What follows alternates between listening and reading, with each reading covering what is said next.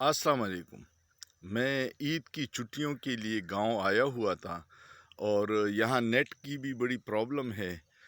आप मेरे बैकग्राउंड में देख रहे हैं काफ़ी नेचुरल माहौल है, खेत हैं, खलियान है और आपको चिड़ियों और परिंदों की आवाज़ें भी आ रही होंगी।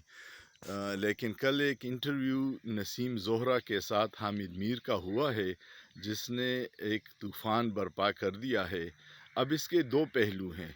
अगर ये इंटरव्यू प्लांटेड नहीं है क्योंकि हामिद मीर का किरदार भी बड़ा मशकूक है और इस मौके पे ये इंटरव्यू करना भी शकूक व शुबात से खाली नहीं है। हामिद मीर हमेशा दोनों तरफ खेलता है।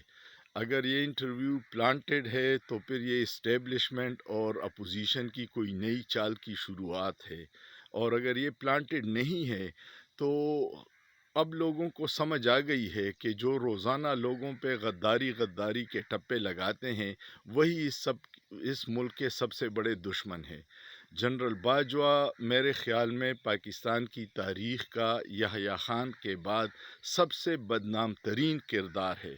याह्या ख़ान ने तो सिर्फ पाकिस्तान तोड़ा था, इसने तो 22 करोड़ आवाम के दिल तोड़े हैं। जनरल बाजवा के इक़दामात से पाकिस्तानी अवाम अपनी फ़ौज से इतनी दूर हो गई है। जो दुश्मन की चाल थी और उसमें कभी कामयाब नहीं हुआ था, वो काम जनरल बाजवा ने बहुत आसानी से कर दिया है। इसमें हामिद मीर ने जो कश्मीर के हवाले से कहा है, जो मोदी के हवाले से कहा है, जो इसराइल के हवाले से कहा है, जो फ़ौज के सलाहियतों के हवाले से कहा है, ये सारी बातें इंतहाई तशवीशनाक हैं। और अब मुतालबा हो रहा है कि ऐसे बंदे की कोर्ट मार्शल होना चाहिए।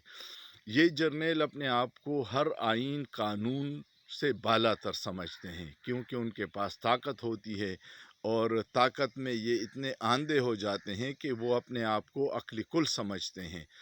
ऐसे फ़ैसले करते हैं जो उनकी ज़ाती ख्वाहिशात के ताबे होती हैं, उसका अवामी उमंगों से या मुल्क की मफादात से कोई ताल्लुक़ नहीं होता।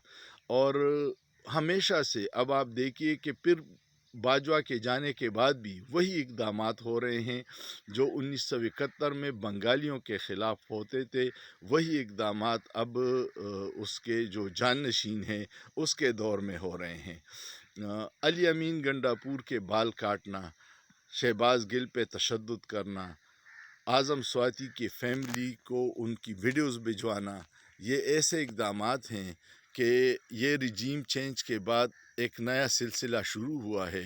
पहले से था लेकिन अब आवाम के सामने आ गया है कि असल ज़िम्मेदार कौन है।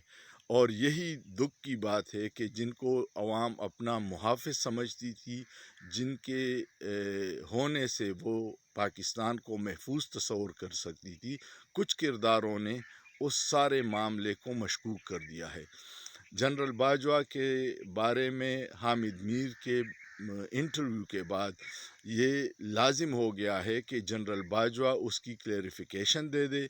अगर वो गलत नहीं है तो हामिद मीर के ख़िलाफ़ अदालत जाए, और अगर हामिद मीर सही है तो फिर जनरल बाजवा के ख़िलाफ़ कोर्ट मार्शल किया जाए, उसकी जायदाद ज़ब्त की जाए और अवाम के सामने उसका एहतसाब होना चाहिए। जब तक जनरल बाजवा का एहतसाब नहीं होगा, अवाम का इदारे पे एतमाद बहाल नहीं होगा।